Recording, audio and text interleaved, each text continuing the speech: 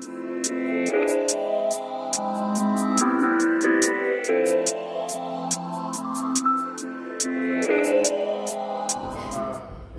guests, ladies and gentlemen, good evening. We are so cold today. Good evening. Good evening. Isn't it an exciting moment to launch the Africa Center for Public Speaking in Uganda? I'm so excited to be here. I have had the privilege in Kenya to meet with a few friends from Uganda. That's how we happened to meet with Amidu, Justin, and Stella. And the idea had been there, but I remember on the day I was taking Stella through the coaching sessions, I don't know whether it was her or me who said, we can take this to Uganda. I think it was her who suggested, we can take this to Uganda. I said, yes, if you have the stamina, then I'm okay with that. We can take this to Uganda. We began to talk to a few stakeholders, and look at this, the power of an idea, and today we are here launching the center. Let's appreciate Stella and the team for the good work that they have done. Stella was reminding me to remind you, or to tell you that my daughter is only 13 years, okay? So that you don't think because of the height that she has taken from the dad, she's older than that. And we're so glad to have, she's gone through a program that I will talk about called the Foundational Speakers Course. This is a program for children between 7 years to 17 years. We have Foundational Speakers Course 001, Foundational Speakers Course 002, and Foundational Speakers Course Advanced. And we take kids, even next week we have another program in Kenya. And it will be wonderful for you to bring your children so that they can master confidence and be able to communicate effectively. Our mission at the Africa Center for Public Speaking is to transform Africa through effective public speaking, leadership development, and mentality change. And Uganda becomes the first country after Kenya to embrace this idea. We believe from here we will be able, as the name suggests, Africa Center for Public Speaking, reach other countries and be able to be of impact. I had told my friends to address me as Mugera Dan, because I know that's how you structure your names here. Most people, when I meet, they say, are you Ugandan? It will be important for you to know I've done a lot of research on that name when I discovered it's in more than one country. In Kenya, it is shared among 5 ethnic groups. The Luyas in the western side, they have the name Mugera, meaning somebody who was born near a river. The Kikuyus have the name, meaning a statistician. The Merus and the Embus have the name, meaning somebody who throws, or to throw. Presently I learned also, the Griamas in the coast also have the name. But I also learned that the name is in Tanzania, and also in Rwanda. Actually, there is a place in Rwanda, in northern Rwanda, called Mugera. I need to visit that place. And there is a whole ward in Kigoma, Tanzania, which also goes by the name Mugera. So I'm privileged to be an East African who can connect with all East Africa. I would want to know what it means in Baganda, the name Mugera, what it means. Maybe Hamidu will tell me that so that I can add that into my research. Enough of names. I want to turn you into a class this evening, if you will allow me. A class of public speaking. Is that okay? So that I can give you a few nuggets that you can go home with, or will provoke you to make sure you register for the January 13 class and become what we call the charter class, or the pioneering class here in Uganda. I'm going to give you what is called the Introduction to Public Speaking and Rhetorics. Introduction to Public Speaking and Rhetorics. So you can get a piece of paper and a pen and get these nuggets. It's going to be very helpful for you in your life. So what is public speaking? Let me ask. Who will volunteer to tell me what he thinks or she thinks public speaking is? What is public speaking? Somebody who has not been in my class. Yes, Wanalukwago. What do you think public speaking is? The ability to communicate effectively. Let's clap for Mr. Lukwago. The ability to communicate effectively. And he's right. Public speaking is simply the ability to communicate with an audience effectively whenever you get the opportunity to stand and speak to an audience. But I want to give you one definition from Merriam-Webster Dictionary. A Merriam-Webster Dictionary defines public speaking as the art of effective oral communication with an audience. The art of effective oral communication with the audience. Now, the key word there, public speaking could be an art, but the key word there is the word effective. The key word there is the word effective. How about the privilege to stand before audiences in my country and outside my country? Just like I'm doing right now. I've also had the opportunity to listen to other speakers in my country and outside my country, just like I've done today. The question I usually ask myself, do people ask themselves once they're done with speaking, was I effective? Was I effective? Because if people are asking themselves that question, maybe some of us in this industry trying to help people become better in communication and presentation skills will be overwhelmed by the number of people who are looking for help. Unfortunately, people don't ask themselves that question. People don't ask themselves that question. And on this side of the world, when I talk about this side of the world, I mean Africa as well, where we celebrate mediocrity, we don't really enjoy good speaking, or we don't know even the difference between good speaking and bad speaking. And because of that, issue-based, we should be brought forward and seek to solve situations and things in the society don't happen a lot. Why? Because we do not have effective speakers. The class at the professional speakers course at the Africa Center for Public Speaking turns you into a professional communicator, somebody who can speak with ease, clarity, confidence, and effectiveness whenever you have the opportunity to stand before people. And I know people ask the questions, are public speakers born or are public speakers made? I say both. I also happen to be a counseling psychologist, and I've been asked that question in the media. Are public speakers born or are public speakers made? I say both. Why? Because we have 4 personality temperaments. We have personality temperaments of people who don't like really speaking. They are shy, they want to be on the background, to do their things quietly. Anybody who comes from the introverted personalities here? Can you lift up your hands if you think you're an introvert?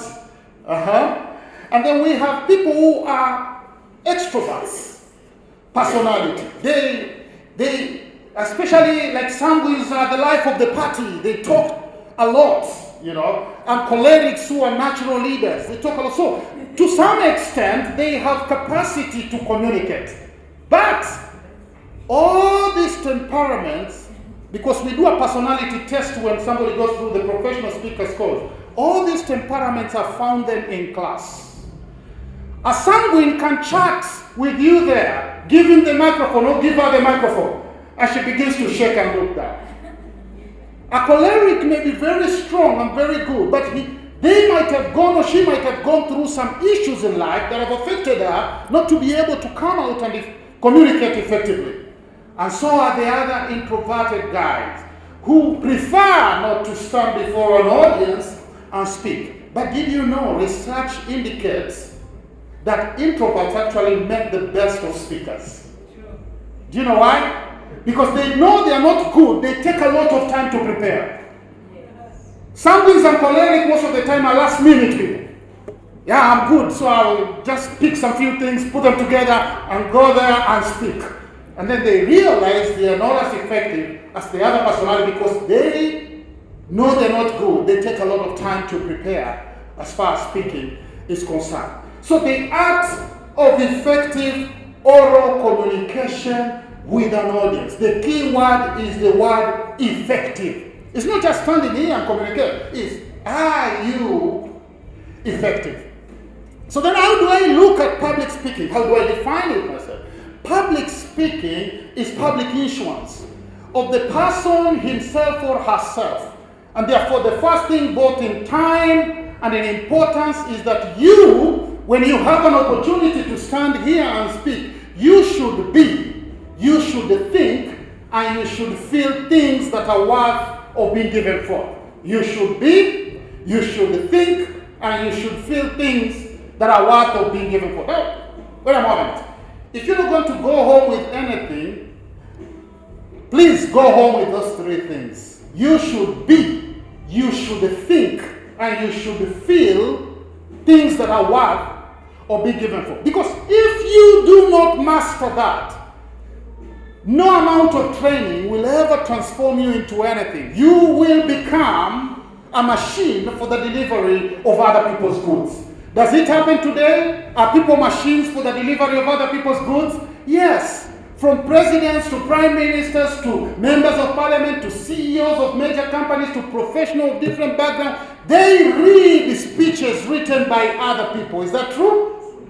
Yes, they read speeches written by other people. When you read a speech, you have become a machine delivering other people's goods. That is the truth of the matter. But another thing is that when you read a speech, you are not speaking. Public reading is not public speaking. Public reading is not public speaking. At the Africa Center for Public Speaking, we break away from that. We want people to speak extemporaneously, like I'm doing. No reading. Internalize your message and make it conversational even as you communicate with your audience. Do you think that is possible? It is possible. And let me tell you, at the Africa Center for Public Speaking, we want people to go back to the basics of African communication. Our great-grandfathers used to stand under trees, address barazas, address meetings. Did they used to read? No, they will do a saying here, throw a story here, and connect it with a metaphor, and they will have passed their message. The Nigerians will tell you a stubborn grasshopper will only find itself in the gizzard of a cock. Yeah. And you've gotten the message. That's how Africans we used to communicate. Okay? Some things will communicate directly, some things we never used to communicate directly. We had metaphorical language to pass a message. Okay? So when somebody says you cannot pickpocket a naked man, you already get the message and the meaning of what somebody is trying to talk about. So we need to go back to the basics as African and just communicate. Just put it in your heart and make it conversational and communicate. Don't put the pressure of reading. It's the white man who came over and tried to make us think that when you read a speech, that speech is of importance. But the truth of the matter, the speech that you deliver from your heart, the experience you have gone through, the story that your grandmother told you, the ideas that you have been fantasizing about, the proverb that you have dropped from a neighbor or a friend, put all that together and deliver it. And that is a speech already. And that is a speech. So, let's go back to being, thinking, and feeling. Do you remember those three words? When we talk about being, what do we mean really? It's about yourself. It's about you. Speak on things that matter to you. Speak on things that make sense to you. Speak on things that you are curious about. Speak on things that burden you. Speak on things that you're an authority, you're an expert in. Sometimes you might need also to speak on things that you have some ignorance in. Share your ignorance so that people can let you know what you don't know. But the second thing is thinking. Thinking things before you speak will enable you to develop what is called induction. Thinking things before you speak enables you to reflect and develop induction. Now, what is induction? You and me knows that when you have been thinking about something for so long, what happens? What you have been thinking gives birth to other things. True? Hey, class, is it true? Yes. You remember I turned you into a class. Is it true that when you think about something for so long, it gives birth to something else? Yes. Yes. So that is what we call induction, the process of thinking and pondering until other things come. So by the end of the day, you realize when you stand to communicate, you have more than enough because you've been thinking about what you are going to say. A lot of people may have a lot of knowledge.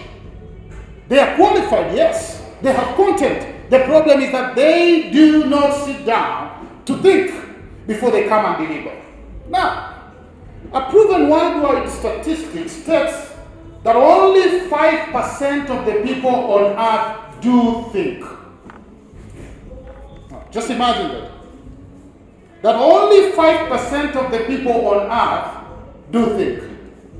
And then we have another 15% that think that they think. And then we have 80% of people who prefer not to think. Now, whenever I tell people this statistic, they get shocked now and they repudiate it and say, no, I'm a thinker, I think. But I give people a simple example. Let's pick an organization here in Uganda. Which organization can we pick that has a lot of employees? MTN. Okay, MTN has estimated number of how many employees? Maybe 3,000? Okay, let's pick 3,000, 2,000. MTN has what we refer to as the board of directors, true? Now, these are the people who sit down and create policies on how the organization should be run. And then, you have senior managers, HODs, supervisors, whose work is to make sure they implement the policies of the organization, true? Now, allow me to submit to you that in this perspective, MTN, as far as MTN is concerned, the board of directors are the ones who are thinking. Unless they also have another branch of people called the think tanks. These are the people who are thinking. Then you have the managers, the HODs, the supervisors who think they think. But in real sense, their work is simply to implement what has already been decided. Then you have the other 80% of people who wake up every morning, go sit in front of a computer, do the basics of what they're supposed to do, go out for lunch, anticipate when it's going to be evening for them to get out of the office, go home, watch news, eat matoke, wake up in the morning, sleep, wake up in the morning, go through the same routine. And whatever they do is something that has already been decided every morning of what they're going to go through. Now, allow somebody to go through that process for 30 years and then retrench them or retire them. What happens? If they don't reinvent themselves within 3 years, they begin to die. And that's where many people are. Many people don't like thinking because thinking is hard work. Thinking is hard work. So when people come in, you tell them do a speech. It's very easy for people to Google a speech and bring it and deliver it. But that's plagiarism. That's plagiarism. It's not allowed. No, we force people, or we push people, or we inspire people to get to a process where they can think their own content and be able to deliver it. Remember this. The world is ruled by public speakers. Talk about any industry in this world, whether it's the education industry or political, religion, or you talk about science and technology, go even to sports and entertainment. People who have mastered the art of communication, they can stand and articulate themselves, raise through the leadership rank faster than others. In fact, one person said, if I could start all over again, I would go back to school and learn how to speak. Did you know that some of the best thinkers today in the world are not leaders? Why? Because they cannot communicate. They cannot communicate.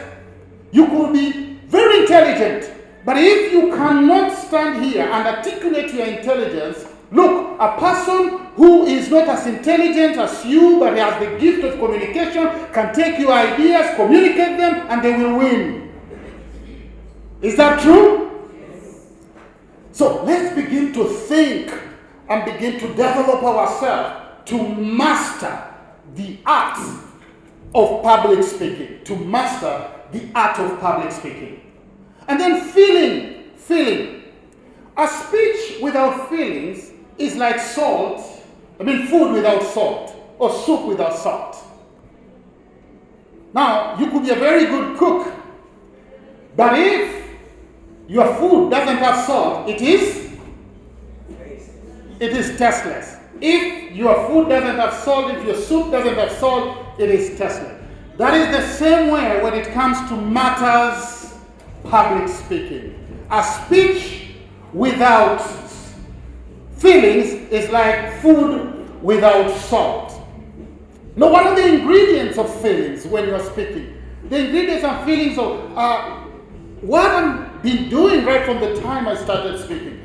What do you think if I could have stood here and I'm looking straight ahead, or as the MC said, which we don't subscribe to that you look at people's forehead instead of looking at them in the eye, or I'm looking straight ahead and my voice is monotonous and I have completely no gestures?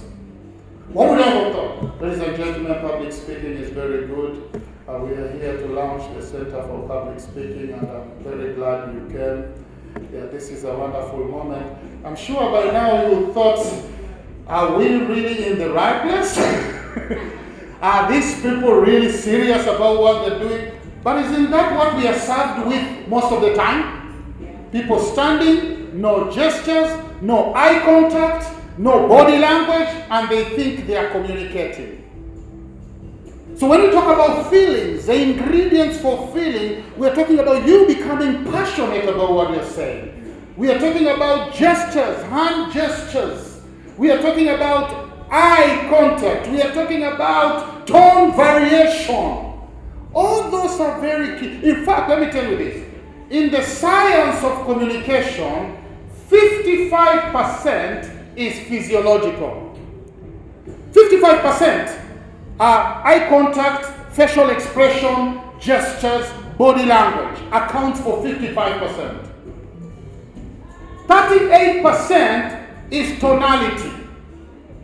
38% is tone variation, vocal projection, and vocal charm. Accounts for 38%. Only 7% are the words that we speak. Can you imagine that? That only 7% are the words that we speak. 55% is physiological. 38% is tonality. Only 7% are the words that we speak. But most of us, we think the words that we speak are very important. No, it's not the words that we speak. It's how we say the words. It's how we say the words. So, ladies and gentlemen, being, thinking, and feelings are very, very key to enable you deliver your message effectively. Very, very key to enable you deliver your message effectively. Over the years, since the time we launched the Africa Center for Public Speaking, we have coached over 1,000 professionals from different industries. I'm glad to see some members of Parliament, Senate in Kenya who have passed through our hands. CEOs of major organizations, professionals from different backgrounds who have come through our hands to be coached and trained on matters public speaking. Most of them come because of a need-based scenario. They went somewhere, they got embarrassed, like some of our friends have shared with us. They could not communicate effectively when they were needed to do. I remember a woman who was 55 years of age coming over and said, Dan, even prayer when I have guests in my house, it's a problem. I can't even say a prayer before people begin to eat. Now you know that's a serious problem. when the mother of the house cannot even stand before guests to say a prayer before people begin to eat. Okay? And then we have touched through workshops, seminars, media programs, over 100,000 people who have passed through our workshop, seminar talks over time. All these people have come to that place of transformation to understand that public speaking is not the way you think about it. There is something deeper to it. This is not an academic program, let me tell you. This is a personal development. This is a soft skill program. It complements your education. It complements your career. It boosts the confidence, but not only so, it develops your self-esteem. Once I'm done speaking here and I go and sit down there, I feel good about myself. You don't need to tell me, Dan, you did well. I already feel good about it. But if you stand here and you are not able to deliver, what happens? You feel embarrassed. You feel crushed. It doesn't matter how many people come and encourage you that you did well. You know you did not do well. Is that not true? And so this is an act that needs to be treated with a lot of respect, and so that you can zero in and develop yourself to move into the mountaintop of success and significance. Let me give you just the 3 major types of public speaking, and I will be home. There are 3 major types of public speaking. We have ceremonial type of public speaking, informative type of public speaking, and persuasive type of public speaking. Ceremonial speeches are done during ceremonies, in weddings, funerals, public holidays, birthday parties, and when people are celebrating about something. Now, one thing is very, very key as far as ceremonial speeches are concerned. One, it is sense of occasion. Check. What is this occasion all about? What is the occasion all about? And so, you need to zero in and speak according to the occasion. Don't digress out of the occasion. I have seen people in particular occasions speaking in weddings as though they are in a funeral, or speaking in funerals as though they are in weddings. I have seen people smiling when they are passing their condolences in a funeral. How do you do that? Smiling while you're passing your condolences. I say, I'm so sorry for the loss of your father. This is so bad. I'm here to comfort you. Your facial expression must express what you're talking about. Does that make sense? And you can't talk, I was telling my daughter when she was rehearsing, you can't talk about happiness and your face is expressing sadness. So you got to show it through your face what your heart is trying to express. Sense of occasion. Know your primary audience. In a funeral, who is your primary audience? The bereaved family. In a birthday party, who is your primary audience? The person celebrating the birth. In a graduation ceremony, who is your primary audience? The graduate. If there is a chief guest, if the chief guest would have arrived here, then I will address this audience through the chief guest. That's called protocol observation. Those are key things. They look small, but a lot of time people miss it and they're not able to articulate themselves accordingly. The second type of public speaking is informative speeches. Informative speaking. Now, informative speeches, you find this in idea seminars, scientific convention, business meetings, when people are trying to share ideas with each other. Whenever you have an opportunity, which I know a lot of you get that opportunity to do informative speech, 2 things are very key. Specificity and accuracy. Be specific, be accurate. Go to the point of what you're talking about. When you go into a lot of things, you might find yourself meandering and misleading your audience. When you're delivering an informative speech, you are trying to get your audience to know something so that they can walk away with some tidbit of knowledge. Now, 4 things are very key to enable you to deliver an informative speech effectively. 1, keep it simple. Don't cram too many things into your speech. You will lose your audience. Keep it. Can somebody say keep it simple? Contrary to what literature students will tell you, like my MC, public speaking is not for impressing people with big words. Does that make sense? Yes. If you use any word that your audience does not understand, make sure you go ahead and do what? And explain to them. Define, because you are trying to inform them. If you use a difficult jargon, then you lose your audience big time. 3, make it interesting. Why? Because most informative speeches are boring. Most informative speeches are boring. So it's upon the speaker to make sure he makes the speech interesting. And then finally, stick to information, don't digress to persuasion. Because some people begin to tell you about some information, give you some information. Before you realize, they are already persuading you. Yet they were supposed to inform you. What is the difference between an informative speech and a persuasive speech? Who will tell me that? What do you think is the difference? What do you think is the difference between an informative speech and a persuasive speech? Can somebody tell me? I know somebody will say, in a persuasive speech, you persuade. And an informative speech, you inform. But who will tell me the difference? What's the difference, Mu? In an informative speech, you tell the person about the topic you're speaking about. In a persuasive speech, you make your audience believe what you're saying to them. Mm-hmm. That's the difference. Okay, thank you. Anybody else?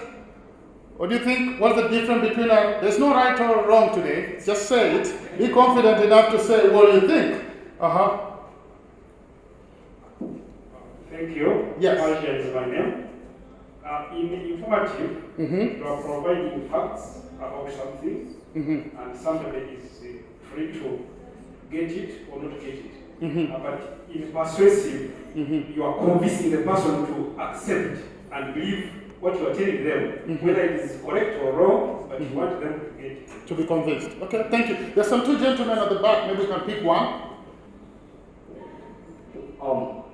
I think an informative speech is something like we have right now, that you're informing us or telling us about something. And then a persuasive speech is what I'm trying to do right now. I'm trying to tell you to believe what I'm saying is actually the truth. So what's the difference between the two?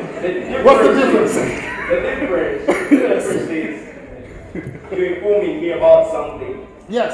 And the persuasion is I'm trying to change your perspective in which you can look at something, or in which you know something is supposed to be. So persuading is changing someone's view. Informing is just letting someone know about something. Okay. Thank you very much. Let's appreciate all of them for giving us that. The difference is in the language. The language you use to inform and the language for persuasion are different. Does that make sense? If I was to just do an informative speech, ladies and gentlemen, my name is Dan from the Africa Center for Public Speaking. At the Africa Center for Public Speaking, we offer professional speakers course, personal coaching, corporate programs, and leadership development. All these are programs designed to help you become a better leader, become a better communicator. We will be here. If you need any more information, we'll be more than willing to give you that. Thank you very much. That is information. If I was doing the same as a persuasive, my language will change. Ladies and gentlemen, did you know the majority of the best thinkers are not leaders? Why? Because they cannot communicate. Have seen people shaking in front of others. Have seen people crying. Have seen people stumbling in front of others. Why? Because they could not communicate effectively. I'm sure you don't want to be one of those people. And that's why the Africa Center for Public Speaking exists, so that you can be developed, equipped, sharpened, become better whenever you stand before people. If I were you, I will not wait for the time of embarrassment. Now is the time for you to do something so that we can meet in class. Thank you very much. Are you seeing the difference? So in persuasion, the language changes and brings in an aspect called application. There is something you want people to do. In information, you just inform and let people make the decision. In persuasion, you skew your message with an application, a demand for people to do something in relation to that message. Does that make sense? I don't want to ask people, like I asked them in Kenya during political times, when is the last time you had a persuasive speech? And they cannot tell, because most of the time we decide whom we are going to vote even before they do the speech. This side of the world, except for maybe university students. So let's go then to persuasive type of public speaking. Would you like to know something about it? So a persuasive speech is designed to persuade people. You will find this in politics, religion, sales and marketing, another time when people are negotiating about something. I don't want to say also persuasive speech is used so much when somebody wants to win a lady over for marriage. I don't know whether you use the persuasive speech or yours was just information.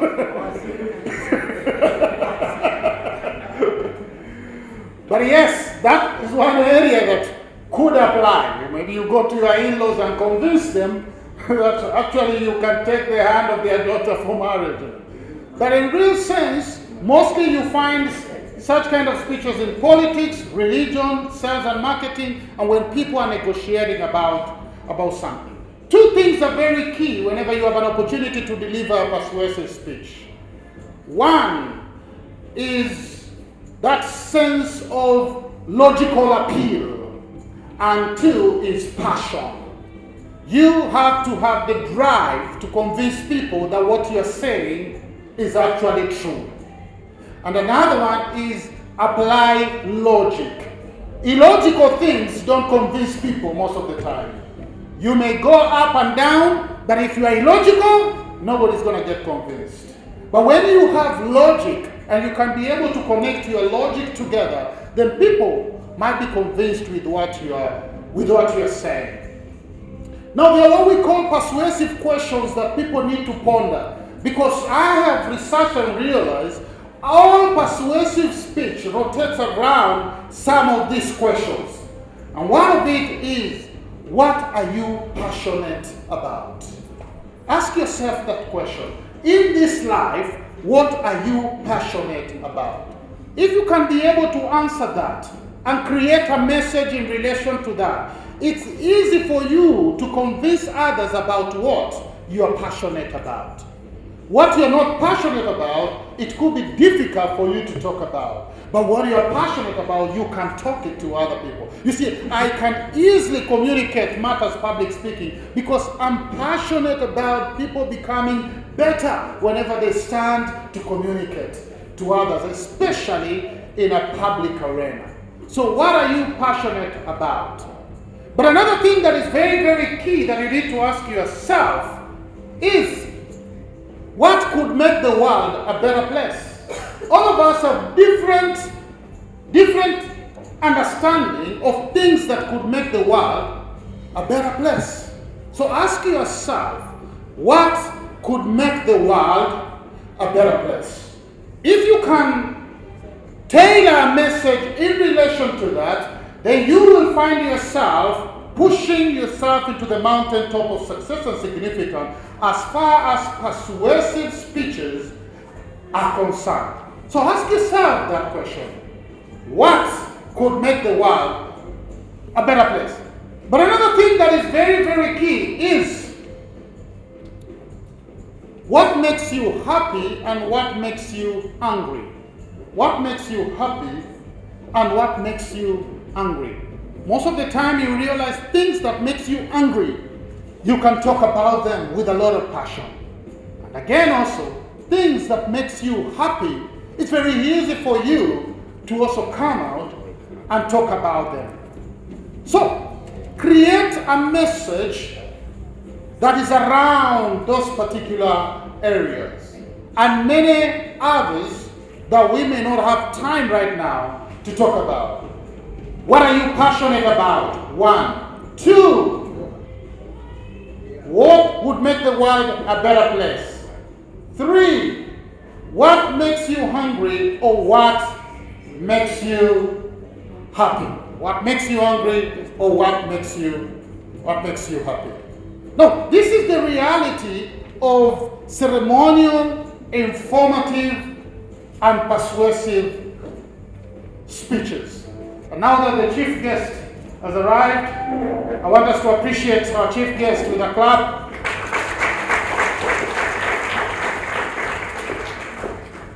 So these are very vital things to enable you to deliver a message effectively. Listen to me, whenever you stand to speak, 3 things are very, very key. Something for the audience to know, something for the audience to feel, and something for the audience to do. Something for the audience to know, information, something for the audience to feel, emotional, and something for them to do, application. Don't get yourself to that level where you believe you're a very good speaker, yet you have not been tested. Public speaking is an art, it's not a science. You can never get to that point whereby you chest down, because we are all in this art growing from one level to another.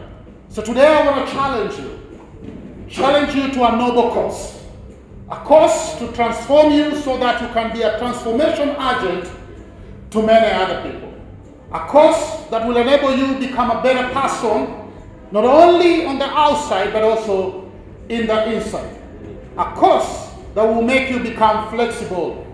As Michael Mugera said, blessed are the flexible, for they shall not be bent out of shape.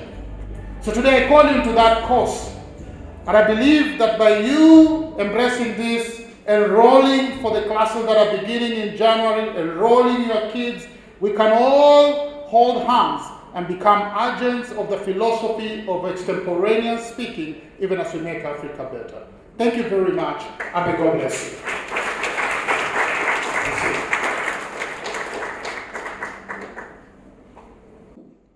Thank you. Yeah.